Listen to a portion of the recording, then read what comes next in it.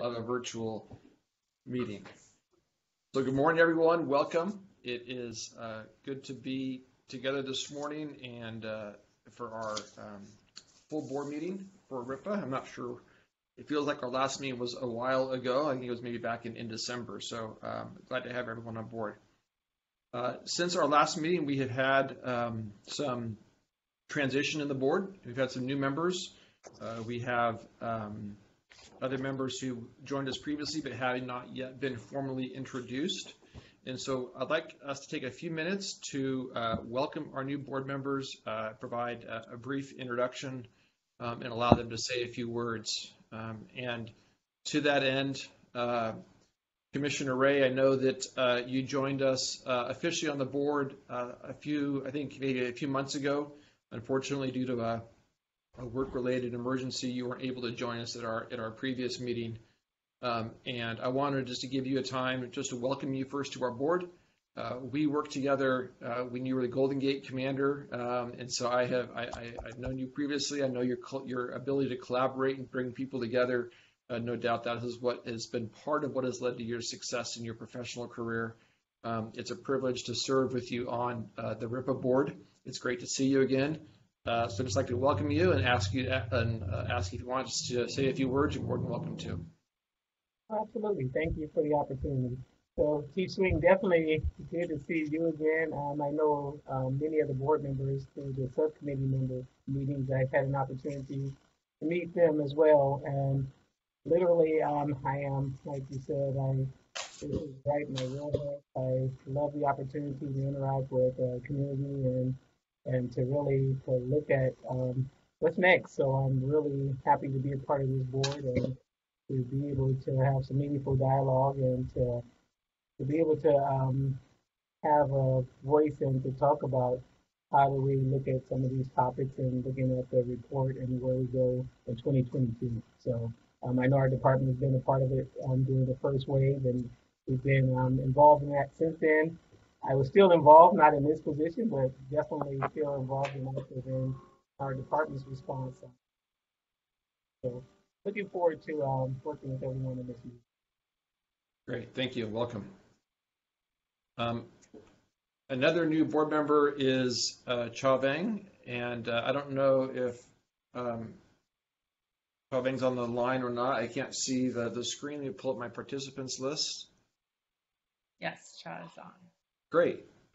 Cha, welcome. And I don't have your bio in front of me, but I would invite you to say a few words to introduce yourself and the group that you're representing. Good morning, everyone. My apologies, my internet's a little unstable. We have some distance learning kids in the house, taking some bandwidth. My name is Cha Veng, and I reside in Sacramento, so I have been a resident of Sacramento for a long time. I was previously co-founder and executive director for Hmong Innovating Politics, a nonprofit organization in the Central Valley, office in Sacramento and Fresno, building political power for Asian American and Hmong communities across the state. Currently, I am the deputy director for a statewide organization called AAPI Specific Empowerment, and we work with organizations to build their infrastructure around civic engagement and campaigns and working on local issues that impact their communities. I'm super excited to be a part of this board and learn from each of you and work with each of you. Thank you. Great, welcome. And thank you for your participation on our Stop Data subcommittee as well. Thank you. Another new member is Pastor Kennedy, and I've met Pastor Kennedy, I think, on our Stop Data subcommittee, so great to see you again, sir, and welcome, and just ask you to say a few words, or invite you to say a few words. Well, hello. I'm very happy to join the board meeting today, and nice to see you again, Chief. Well, I grew up in Sacramento, and so Cha Veng, hey, you're in my home turf. How about that? I'm down here in Southern California. I'm one of those lost kids down here in the Southland, and I serve as a pastor here at Mount Zion Church of Ontario. So I've had the honor of serving here for going on 22 years now. I did spend 11 years in prison ministry, so with Charles Colson, who was involved with the Watergate crisis. Some of you all remember that. And got a chance to really learn some things about the other side of the criminal justice system and those who are family members of those who are incarcerated. So I learned a lot, and so I bring some of that passion to the table to try to bring positive policing and positive relations to our community. And as we see in Minnesota, we have another situation, and it's very painful. It's very painful for everybody in the country. And so being in this environment helps us to get ahead of these things and try to prevent these things from happening. So police and community have to go hand in hand. We have to build this relationship, and we have to take a hard look at how we're training our officers and how we're dealing with our officer and public interactions. And so that's the passion I bring to the table, and I'm really happy to be a part of this. Great. Thank you. Welcome, Pastor Kennedy. Another new member is Ronaldo Villeda. Ronaldo, are you on the line? We do not believe he's on the line Okay. yet, so we are trying to get in touch with him, but hopefully he can join and introduce himself later. Great, thank you. As you can see, we've had some transition. We have a couple more folks to introduce. Another is Edgar Hampton. Officer Hampton, are you on the line? Yes, there. I figured out. I've unmuted myself, like you said. Hi, my name is Edgar Hampton. I've been a police officer for about 25 years. I started out down in San Diego with the Sheriff's Department. Then I lateraled up to the city of Anaheim. I've worked there for 19 years.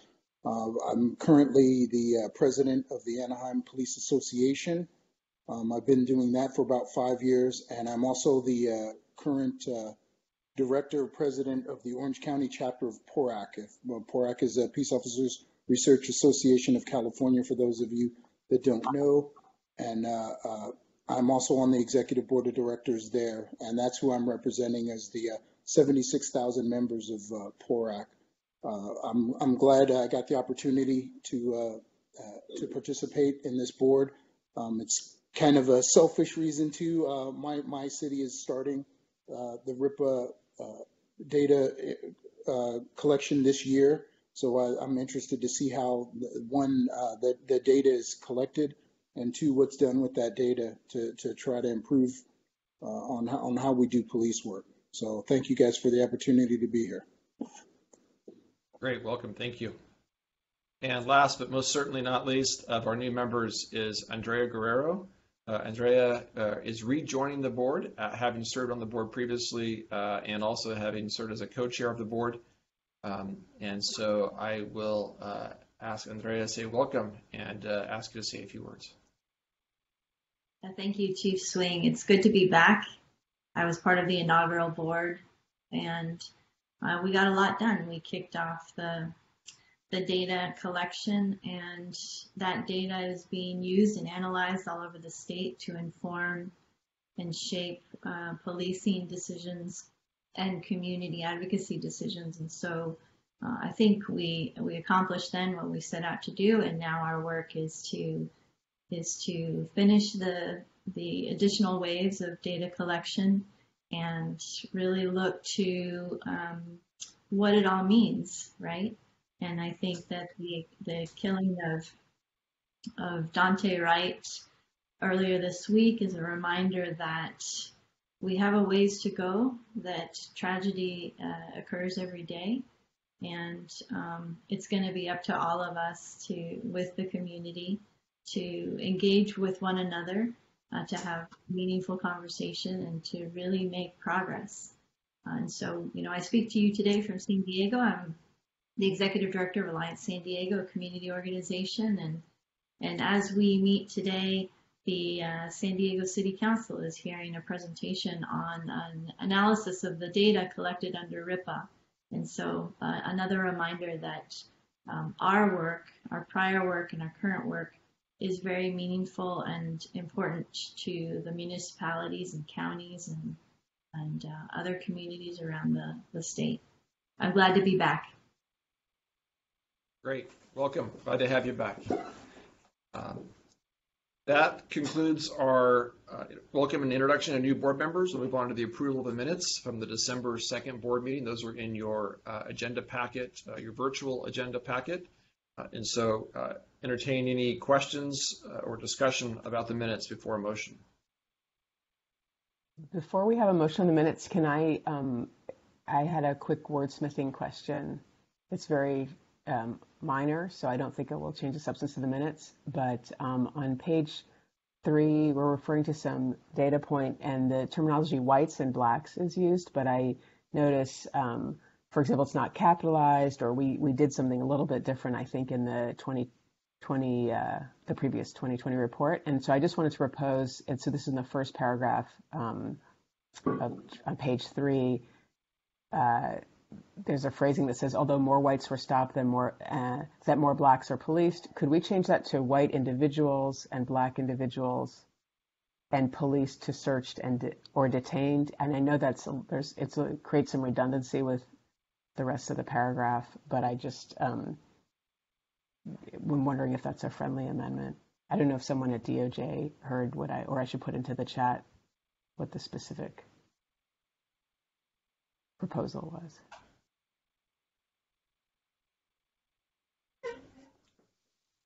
Comments from DOJ? Yeah, So wait, I was gonna say, it sounds like there's a motion to amend the minutes. Is there a second? Oh, yes. I guess the proposal's in this very specific way, just to make the terminology in terms of racial and ethnic demographic groups consistent. And we may do something different for the main report. That's fine. But just because this is part of the public record, I just wanted to propose it. I think it's a good catch, and I'm just saying, since it sounds like there's a motion to amend the minutes. Okay, yeah.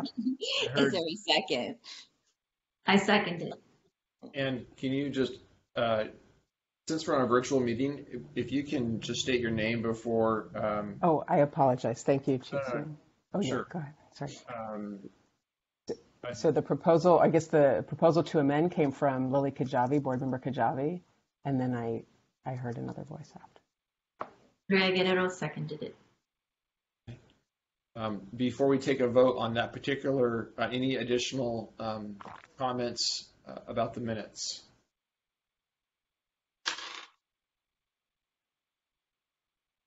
Okay, so it sounds like the motion is to approve the minutes with that amendment. Is that an accurate restatement of the motion?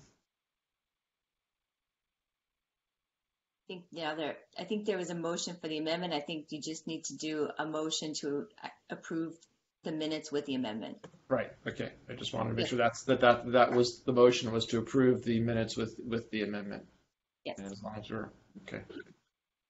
John McMahon, I'll make that motion. And I'll second it, Steve Raphael. So, question for DOJ on process for motions like this that are more routine in nature. Do we do if ask if anyone's opposed or if anyone abstains, or do we do an actual roll call vote for more routine type motions? You do not need to do a roll call vote for the minute. Okay, great. So I'll ask if anyone is opposed. And before I ask about abstentions, we have some new members. Just as a point of order, you don't need to abstain if you were not here. You may still vote if you choose to so vote, just as a clarification point on that. And then followed up with any abstentions. Okay, the motion's passed. The minutes passed unanimously with the amendment as stated by Dr. Kajavi. Thank you. Okay, we'll move on to item 4 on our agenda, update from the Department of Justice.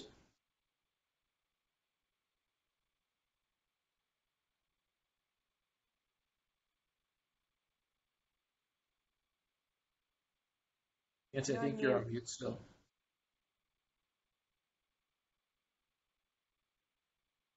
Well, that wasn't good. Hi, everyone. I'm Nancy Beninati. I'm Supervising Deputy Attorney General. I've been leading the Racial Identity Profiling Advisory Board since its inception. I do want to sort of echo the comments of many of the board members who spoke. I wanted to say first and foremost that we know that there has been an uptick in hate crimes against the Asian American and Pacific Islander community, and I know that this board stands up against that hate and condemns those senseless acts. And we thank law enforcement for acting swiftly and taking care of those situations when they arise. We also mentioned the shooting of Daunte Wright. We're in the midst of the George Floyd trial of Derek Chauvin. And we also saw a lieutenant in uniform who was pulled over and inexplicably pepper sprayed and thrown to the ground. These are all troubling images that we see.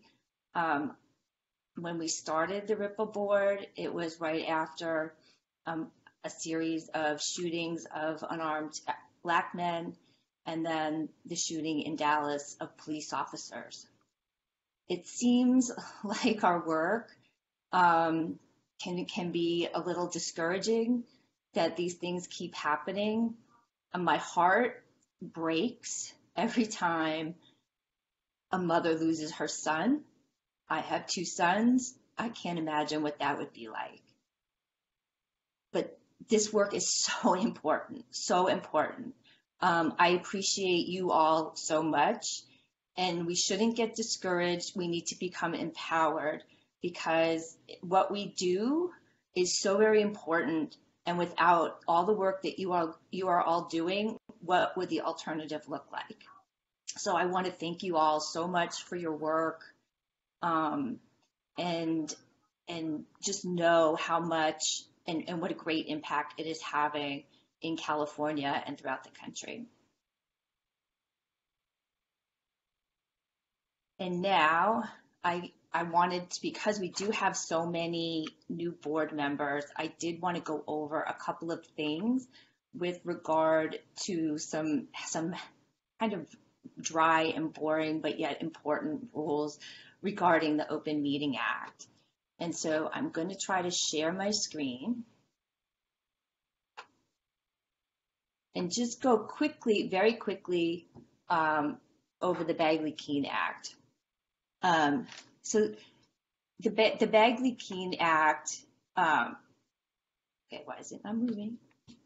The Bagley-Keene Act is the Open Meeting Act, and the whole purpose of having the Open Meeting Act is to promote an open consensus of decision making and recommendations here with the board, and ensure that the public has a seat at the table. And the Bagley-Keene Act does apply to the RIPA board because you are a state body, and it was created by AB 953. You have authority to make recommendations to the legislature and to others on racial identity profiling issues. And we also have subcommittees and advisory committees that are part of the board. So both the board meetings and the subcommittee meetings are governed by the Bagley-Keene Act. So what does this all mean? What is a meeting? That is the important part. A meeting is really a majority of any of the members.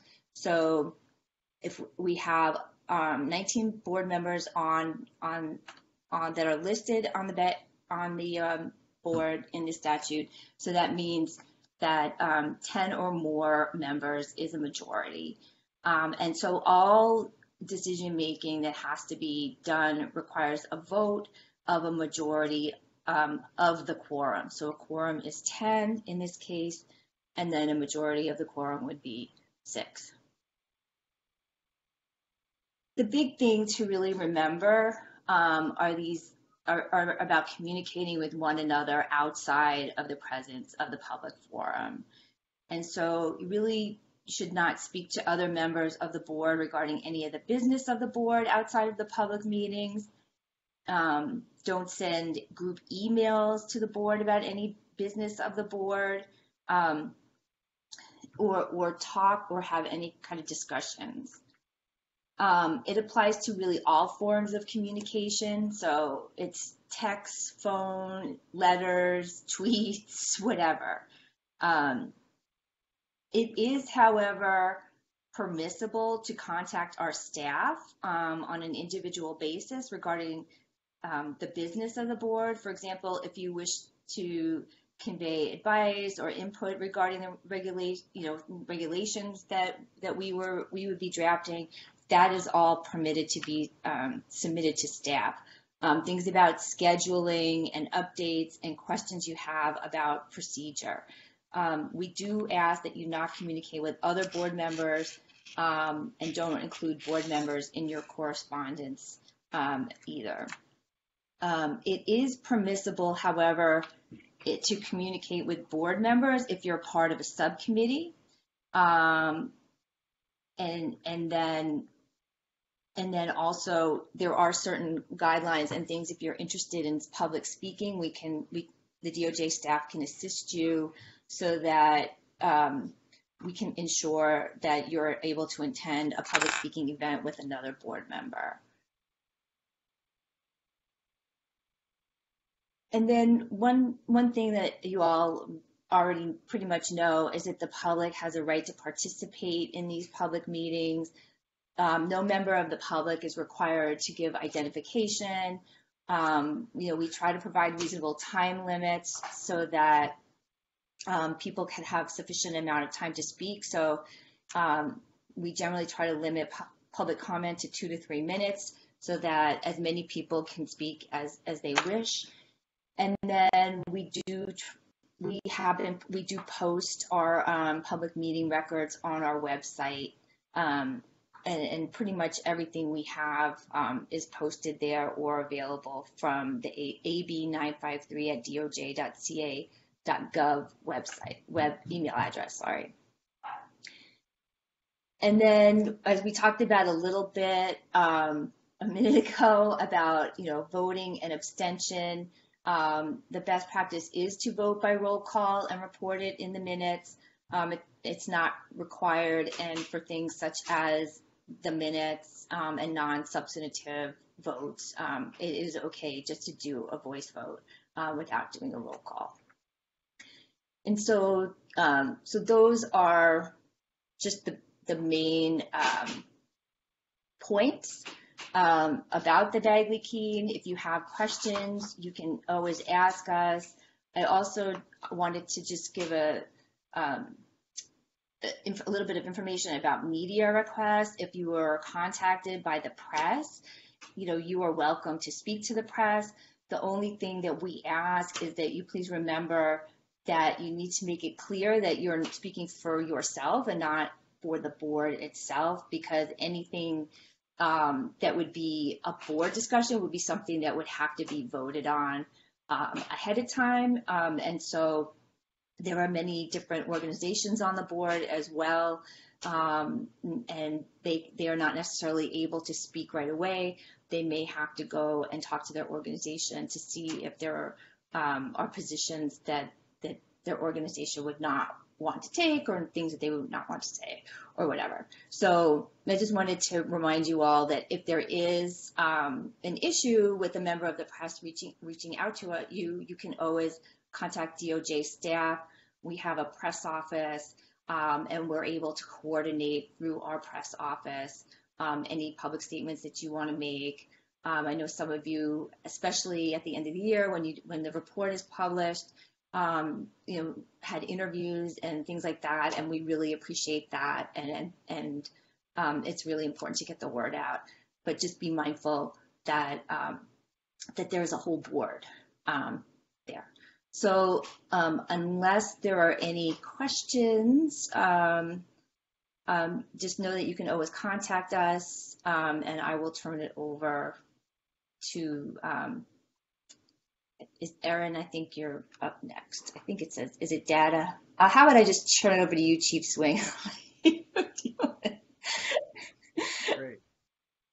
Thank you, Nancy, for that presentation. Appreciate the reminder and the insights. We do have some new board members, so it's always good to review kind of the ground rules of Agri-King and our requirements as board members. So thank you for that. So up next is the data collection update from DOJ, and I'm not sure who is up for this, and appreciate the screen coming up because that's a great segue to hand it over, and hey, welcome. Good morning, everyone. Hopefully you can hear me okay. If not, let me know. We tested ahead of time, but things always can change. My name is Erin Choi, and I'm a program manager at DOJ in what's called our Client Services Program. So primarily my team works on the outreach with the agencies, to focus on data collection and making sure we kind of work out all the technical details for the agencies to actually submit their records into the statewide repository. Additionally, on the line today, we also have our Assistant Director, Audra Opdyke, and we've prepared some brief updates just to kind of walk you through the current status of the data collection. With that, I'm going to kind of walk through the slides, but please, we always want this to be as interactive and helpful as possible. So please feel free to interrupt at any time if you have any feedback or questions or any other information would be helpful. What we have outlined for today are some high-level talking points. I kind of think of them as kind of a quick brief of where we've been, where we're at, and where we're going when it comes to data collection. So we'll touch on a high-level summary of the data the department has received for 2020, then provide an update because we've got a new group of agencies that just started collecting RIPA data as of January 1st. And then last but not least, we are working very closely right now with additional agencies and have a lot of activities that will be going on through the end of 2021. So as kind of a brief refresher, I know we have some new board members as well. In the legislation, it laid out different implementation dates that were based on the size of the agency. So we had Wave 1 starting all the way back in July 1st. Then of 2018, then Wave 2 came on board in 2019, and now we're also working with Wave 3. Those are the agencies I briefly mentioned that started collecting RIPA data as of January 1st, and then the last wave of agencies, which will be working on the implementation through this year. One thing that's laid out in the statute as far as the reporting timeframes is that agencies will be collecting the information through a calendar year, and then they only have to technically give it to DOJ once on an annual basis, and that would be due the following April 1st. So for April 1st of 2021, we were receiving the 2020 data. Many agencies submit on a more frequent basis, some in real time, some biweekly, quarterly. We support all of their different reporting methods, but April 1st is kind of like our Super Bowl day on the calendar, where we're expecting that all of the agencies have closed out the calendar year by that time, the prior calendar year. So taking kind of a look at 2020, these are the agencies that we're reporting. Those are the Wave 1, Wave 2, and then we also had a few other agencies that elected to start reporting early. So we have those quote-unquote early adopters on the screen.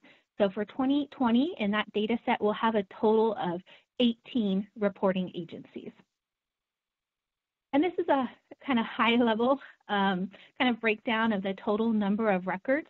So for the 2020 calendar year, we received over 2.7 million stop incidents involving 2.9 million individuals. And we do have the records grouped that way. So if there's any interested parties that want to break down the data and look at whether one encounter involved, let's say, a driver as well as vehicle passengers. The data can be grouped that way, but how it's looking is there'll be 2.7 million stops involving over 2.9 million individuals. Then understandably, we wanted to provide an update about the quality of the data. When it comes into the statewide repository, there's a number of automated checks that are run against the data that trace back to the regulations. So consistent with the previous reporting years, most of those submissions were successful. There were about 1% of the time where our system flagged that we received something that we weren't expecting. And when that happens, we do send an error message back to the agency, and they have until that April 1st deadline to do any error resolution. So literally there's over a couple hundred different systematic validation checks that are run, with the goal being that we receive a uniform data set that complies with the regulations. So here on this slide, I've just summarized some of the types of things that the system would be checking for. So it's making sure that nothing is missing or invalid, and then some kind of relational things that when somebody is filling out a list of a checkbox, things logically go together. So in some fields, you have an option of none. You can't have none grouped with something else. So if we received anything that might be logically inconsistent, we flag that as a warning that we received something that we didn't expect. So hopefully that gives you a little bit of insight as far as the technical way that the system works. Now looking ahead to what you would receive in the 2021 data set. I have a quick question. Can I ask a quick question about the data validation, the last screen you're talking about? Yes, absolutely. Or system errors, I should say, yeah. Is there any way, and this might not be possible to automate, but to flag, or does the system already do this to catch when there's personal identifying information somewhere in a field that shouldn't be there? Or is that not possible to do with this program? You really have zeroed in on a key topic, and it's something that we have discussed at length. And we've looked at many different options, and agencies have implemented some things locally to try to catch that as well. But the short answer is there's no 100% guarantee that we wouldn't have PII. There are some things systematically that could be looked for. So for example, I know one agency has put in their local system that when there's a narrative field, they don't allow numbers to be keyed in there because what they've shared is they're hoping that would catch and prevent maybe somebody's date of birth, their name, date of birth, exact address, maybe driver's license number, vehicle plate number, something of that nature from being entered. So as an example, when those officers complete the reason for stop and are entering that explanation in the narrative field, they wouldn't be able to, put, I stopped this individual, date of birth this, driver's license number this. They would be blocked from entering any numbers. I know of another agency that has kind of set up a process to compare those narrative fields against names that they have in their local system as a way to block it then, to try to prevent an individual's name from being included. So there are some different approaches that agencies are taking, but there's nothing that we could say 100% would be able to block all PII. Another way that agencies are addressing it is to have kind of a review process. So once the reporting officer completes the information, then it would go to another person to have that human review to try to capture PII.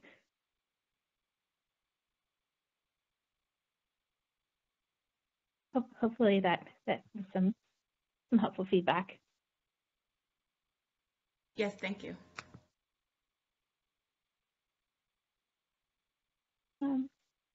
So as far as the agencies that are, more recent adopters, they're shown on the screen there. So again, we have agencies that were due to start collecting as of January 1st from the statute, but then Culver City PD also elected to start collecting the data early. So this is what you'll expect in kind of the next batch of data. And then as far as some of our activities through the end of the year, our team is going to be continuing to work very closely with the agencies on the data collection. At this point in time, we're having biweekly meetings with over 30 agencies that want to start collecting early at the mid-year point. So there'll be 30 plus agencies, probably closer to 40 agencies now that will be collecting as of July 1st of this year. And then we are working with the last wave, which will be over 400 agencies, which are due to start collecting as of next January 1st. So this is a busy time for us, but very exciting and a lot of productive work happening. Just to kind of give you an idea of how we approach the project and try to break it up into manageable parts for the agencies as well. This is a high-level timeline to show you some of our planning activities. For those 400 plus agencies that are going to be due to start collecting by next January 1st, we've had what we call kickoff meetings with all of them to walk through the requirements, the options for giving us the data, lessons learned from other agencies and things of that nature. And then we're asking for them to have a finalized decision by June of how they plan to submit the data into the statewide repository. And then that is really a key marker for us for, the next several months. We'll be focusing on testing that submission method and doing training on the submission method of based on how they're going to give us the data. Our goal is to always confirm agencies' readiness at least 30 days prior to go live. We don't want to have any last-minute surprises for our department or for the agencies. So we have that kind of flagged to have their readiness confirmed by December 1st. And then we kind of support them through January and have follow-up sessions with them after they have that initial go-live date, and then every year kind of working with them through the closeout period of April 1st. So that's kind of a summary to catch you up of what's been going on with the data collection. If you have any questions, I'm happy to go over those as well. And then I also have on the screen the primary email address that you can always reach the DOJ team at regarding AB 953 as well.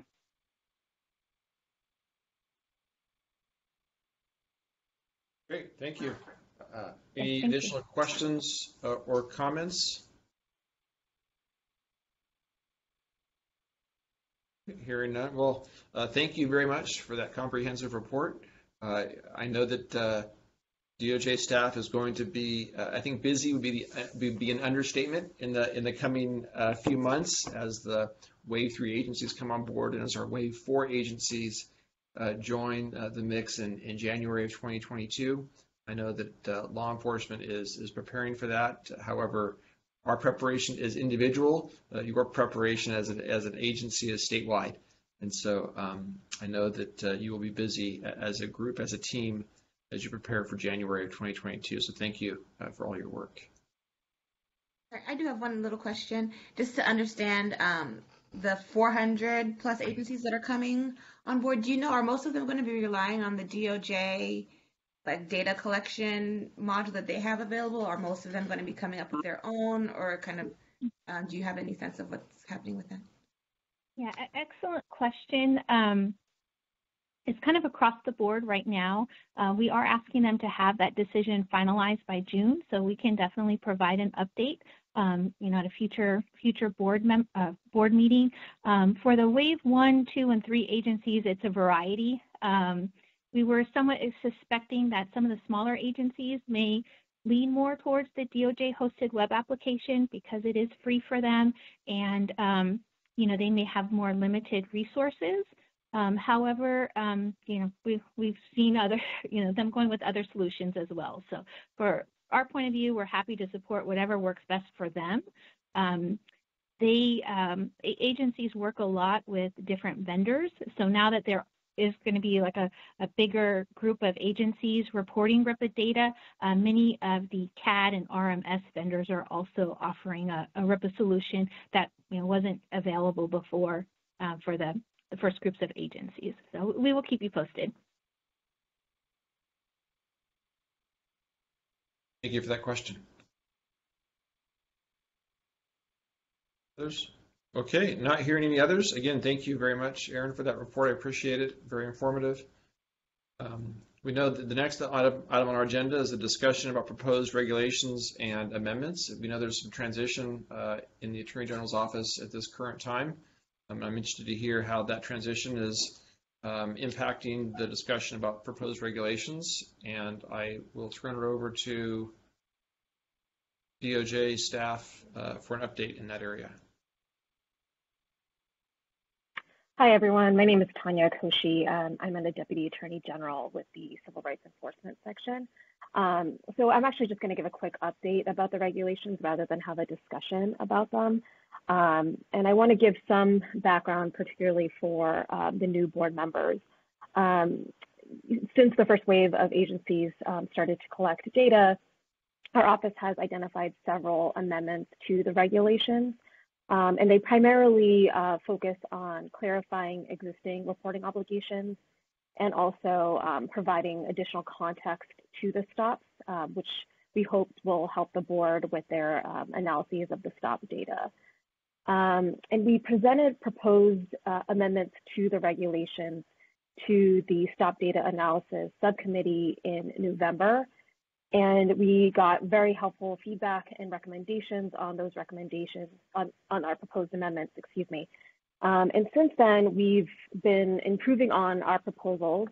And as Chief Swing mentioned, we have been in a bit of a transition and on hold with getting internal approval with our proposed amendments. So we've been waiting for, of course, Governor Newsom's selection of a replacement for Attorney General Becerra.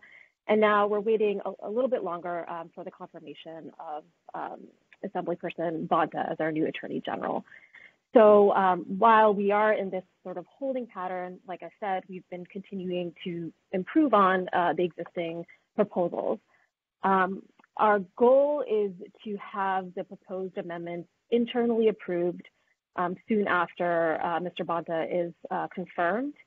And then once that happens, which we are hoping will be this summer, we'll have 2 public hearings. And we also intend to have a shorter board meeting where we hope to get the board's feedback on our proposals. And of course, some of the members of the Stop Data Analysis Subcommittee provided really helpful feedback. So that's where we stand right now with the regulations. Like I said, we'll go into a deeper discussion at that additional board meeting, which we're thinking will be in July, but I don't want to give a firm date at this point. But happy to answer any questions about the process so far.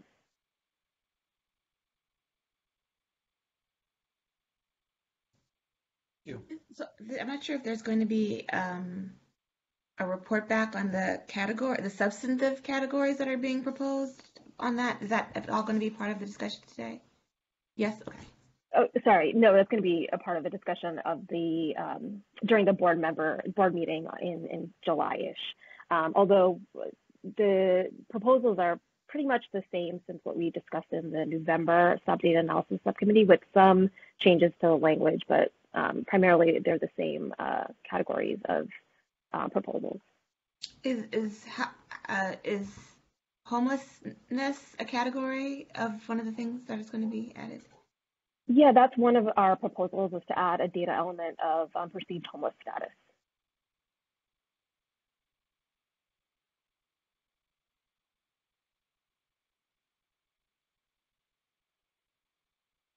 Any other questions or comments from the board?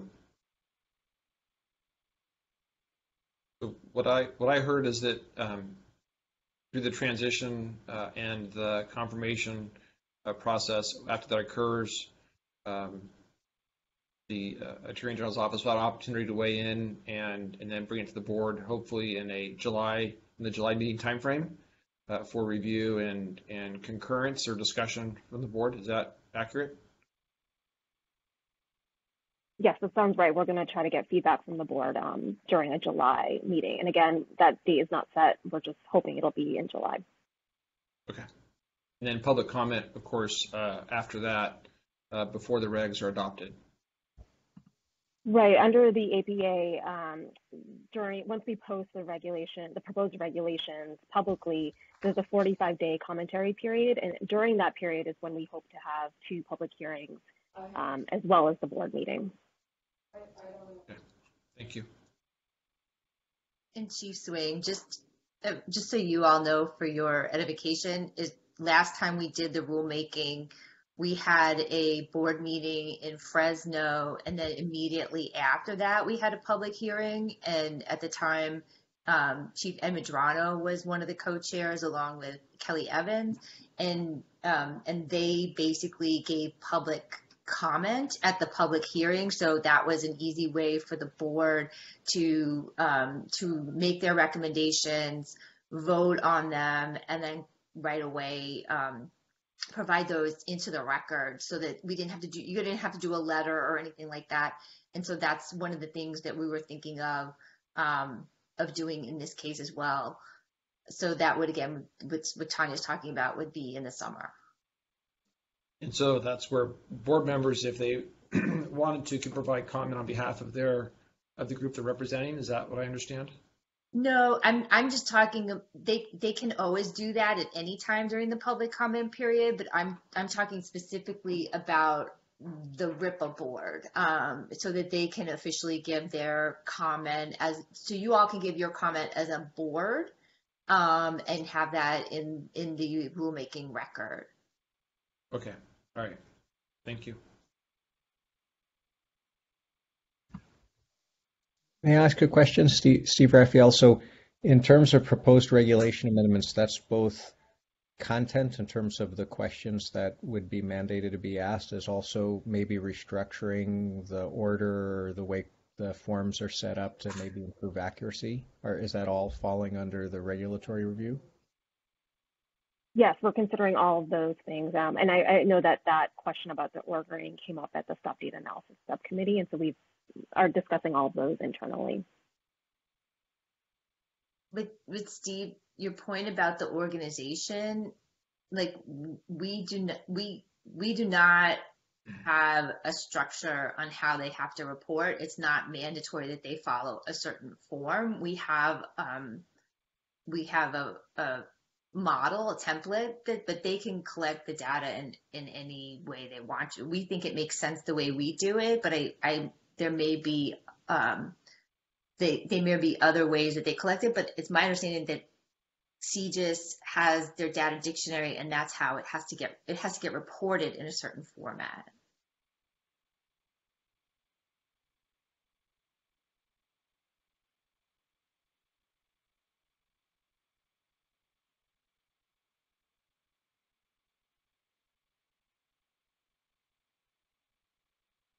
Any other questions or comments? We're moving right along through the agenda. So I think our next up on our agenda is a break at 11:10, but clearly we are well ahead of schedule. I'll ask my colleagues on the board if you want to take a break for 10 minutes and return at 11:05. We can do that. And then start our discussion and our review of the 2022 report outlined and jump into the next items. So unless there's significant opposition, we'll reconvene at 11:05.